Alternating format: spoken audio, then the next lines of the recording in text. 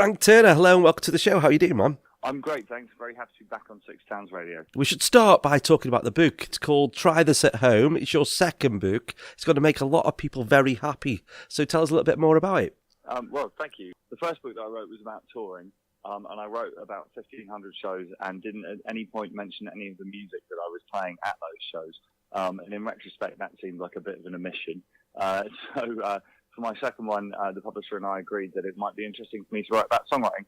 Given that, I think about songwriting to the exclusion of everything else, all day, every day. So it's a book. It's not quite a manual about songwriting. It's got some tips and tricks, I guess. And if you're interested in my music and don't write songs, hopefully it'll be interesting. And if you don't know my music but are interested in songs, also hopefully it should be interesting. So hopefully there's something for everyone in there. Yeah, you mentioned it's not a manual. I was reading The Manual by KLF the other day. Can you remember that? You know what? Funnily enough, I actually picked up a copy of that the other day. I'm a huge KLF fan. Bill Drummond's stuff, as his writing under his own name, has been completely mental. So yeah, big fan of the KLF. It was a book about getting a hit single. I think the Klaxons famously said that they were one of the bands that used it. Klaxons were one of them. Legend has it Moby was as well, obviously, apparently. Yeah. I mean, the thing is, funnily enough, I've not actually had a number one in my solo career. So perhaps I need to read it. Do you know what I mean? I don't think you need one, but you're going to do a book tour, and there's an audio version as well, isn't there? Yes, I've done the audiobook. Let me tell you now that recording an audiobook is one of the most boring things any adult ever has to do in their life. But the thing is, it's worth doing because people enjoy it, and the end product's really fun. So yeah, there's an audiobook coming out as well. A little book tour I'm doing with my friend Ian Winwood, who's a journalist and music writer himself. And we're just doing a quick nip up and down the UK to talk about the book at a few shows. Yeah.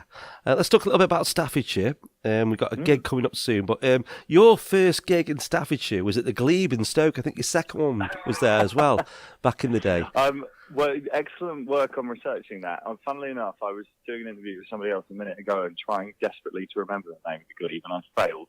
So thank you for bringing that back into my consciousness. Yeah, I mean, I've played it in and around kind of Stoke and Newcastle and Lyme a bunch over the years. It's been a while since I was through, and I should apologise for that. But I am coming back at the end of March to make up for it. Yeah, coming up to Keele University. Is that somewhere you played before? Yeah, back in the day of my early touring, I actually used to play Keele Uni quite often. I think there was somebody in the kind of entertainment society at the uni who was a fan or something like that. But it's been a decade since I came through Keele, so it's going to be quite sort of nostalgic in its way. I'm looking forward to coming back. It's called Karnage. There's a couple of local acts on the bill as well. Yeah, which is great, and I mean, there's a bunch of kind of young, new, and local acts and that kind of thing, and that genuinely is one of my favourite things to spend time checking out, actually. So I'm looking forward to that part of it too. I saw you on Twitter mentioning another thing from Stoke the other day, Spy versus Spy, which was a band here from the late 90s. Yes, definitely. And my second ever gig in my life was opening for Spy vs. Spy upstairs at the Garage in London. They were a kind of like emo-core band from Stoke, whose EP and album they put out in the 90s remain some of my favourite and biggest influences in music. And a Stoke fan they were, through and through. Wow, so there's quite a few connections up here in Staffordshire. And of course you play the Sugar Mill, but yeah, getting you back onto Keele University, there's going to be a lot of people excited because you don't have to be a student to go to the gig, but if you are a student, on campus, you can come along. It's a little mini festival. Yeah, definitely, and it's my first stop of festival season this year. Last year I didn't play any festivals at all, by design. The new album is out, we're concentrating on headline shows, but we got to the end of last year and I really felt like I'd missed out on something. Do you know what I mean? Just sort of like internally, it was like, what did I forget to do this year? Because in the past I played so many festivals. So this year I am playing 1 million festivals in the UK and in Europe.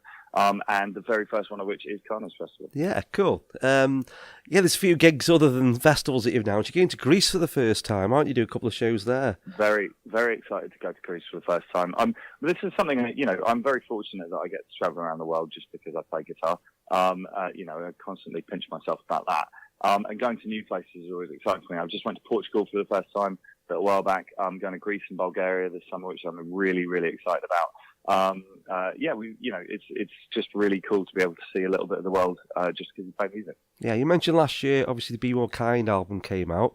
That was the last time we spoke, I think. And I asked you to do something kind at the time when the album came out. I said that it'd be nice if you could go and pay for somebody's meal, do a little random act of kindness, because you said it happens to you. That. Yeah. I do remember that conversation. Yeah, definitely. I mean, the thing is, I think I have done that in the interim. Although I'm not going to try and claim that it was necessarily because I was definitely banking on that conversation. But one of my favourite things to do in life is to take my friends out for dinner, if I can. So I definitely try and pick up the tab when I can. Okay, I'll let you off this time. I found out today, so I was today years old when I discovered that you performed on the song Steve McQueen by The Automatic. I didn't know that until today. I certainly did. I mean, I toured with The Automatic. They gave me one of my first kind of breaks, as it were, one of my first bigger tours back in, I guess, 2006, probably. Yeah. That was when they were touring their first album, and then I happened to be in Los Angeles when they were making their second record, so I nipped by the studio and done some backing vocals. Album number 8 is in the can already, or is it in the bag, or in a folder? It's recorded. It's not mixed yet. There's a bit of work to be done on it, and it is once again a little bit of a departure for me. I mean, I'm hoping that people have gathered by now that I try and do that every time because I'm not interested in repeating myself. But it's a really ambitious record in its way. I can't say masses more about it just now, but why don't you and I chat about it more once it's out in the public domain? For sure. And there's an anniversary this year. Poetry of the Deed celebrates its 10th anniversary, or 10th birthday. How mad is that? That was your first top 40 album as well. Yeah, it's a strange. Because I do this festival called Lost Evenings. We've done 2 so far, and the third one's going to be this year. It's actually going to be in Boston, Massachusetts. I'd say. But every time we've done a 10-year anniversary, because I put up my first few records in quick succession, and it's really quite an odd thing to be able to stand on a stage and play a bunch of songs and say these have been around for 10 years. Yeah. You know. And the other thing that's kind of fun is that, you know, naturally over time, certain songs from a record kind of stay in the set a bit more than others. And when we get to the anniversary shows, I actually find myself having to kind of, you know, go back through and almost like relearn a bunch of songs that I haven't thought about for a long time. And it's always actually a really rewarding thing to do. You know, you can you end up with these kind of like sort of half-formed ideas about a song, and then you go back and actually look at it, and you're like, oh, you know what, there's more to this song than I thought there was. So the Sleeping Cells and I will be rehearsing quite a lot between now and the festival. It's weird that you have to go back and revisit your own songs, but I suppose when you're out touring all the time, you're playing such a variety of new and old songs, you do forget about them. Yeah, definitely. You know, and like I don't listen to my own records because life is too short, and I'm trying to move forward, and there's too much other good music in the world. So or at least I don't listen to them regularly, I should say. So it's kind of nice to go back and sort of see where my head was at 10 years ago, and it's quite satisfying as well to play those songs a decade on and see people enjoy them. Yeah, well, you've sold out massive places, you've played festivals, you've had DVDs, wrote books, had hit albums, played the world. What could be next for Frank Turner? There must be something else that you want to do. Yeah, I mean, you know, the thing about all of that stuff, it sounds very impressive when you say it all like that, but I think the bottom line with it is that I get bored really easily. Yeah. Do you know what I mean? That's part of my motivation. And the other thing is that, you know, the fortune is fickle. Do you know what I mean? I've no idea how long I'll be able to sort of like have ideas and make them real quite easily and all the rest of it. So while I do have that opportunity, it seems to me that it would be silly not to take advantage of every opportunity that comes my way. We've got a couple of other ideas in the pipeline for later this year.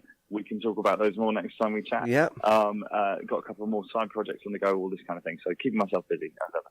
Yeah, well, I read an interesting thing on the website, and I suppose you do get asked this a lot, was one of the frequently asked questions. People saying, come and play the smaller venues again. And you said that you might be in a position when you're not as famous in a few years to do that. That's such a humble thing to say. But I've been around long enough to know that it's often true. Do you know what I mean? I think that no one sustains a career at the top of their game forever. Do you know what I mean? I mean, if you think, you know, Leonard Cohen, Bob Dylan, even Springsteen sort of have had dips in their career here and there. I'm not necessarily comparing myself to those people, but I think it's just realistic, really, for me to recognise that there'll probably come a point where I sell less tickets than I currently do. I mean, at the same time, I love the fact that for the time being I can play massive shows. That feels really good. But the bottom line is that I like playing. Do you know what I mean? And I just want to keep playing. And as it says on the website, to try and fit my choice of venues around the number of people who want to come. Let's just give one more plug for Karnage Festival. What are you thinking about it? You know, I don't know masses about it other than that I'm playing and I'm headlining. I'm playing solo set, which would be really fun. I've done less of those in the UK over the last few years, so it's always kind of fun to take it back to the old school, get my guitar out and all that kind of thing. But yeah, it just seems like a really fun thing to do. And you know, a lot of bands, and indeed on my last tour, I was guilty of this. You do a UK tour that's just kind of Glasgow, Manchester, Birmingham, and London, or whatever. Do you know what I mean? And I don't want to be one of the artists who only ever does that. So I'm really excited to be coming back to Staffordshire and you know, playing a proper show. Yeah, well, there's three of my friends on the bill. There's Jay Johnson, Samantha Lloyd, and John Darley. You have to check those guys out if you get a chance. Fantastic, certainly will. It is a solo show. Tickets are available now. Frank, it's been a pleasure talking to you. We'll be back next year for the next album chat. But thank you again. Well, it might even be later this year, so we can chat again before the end of the year. Thank you. Cheers, man. Thanks very much. Take it easy.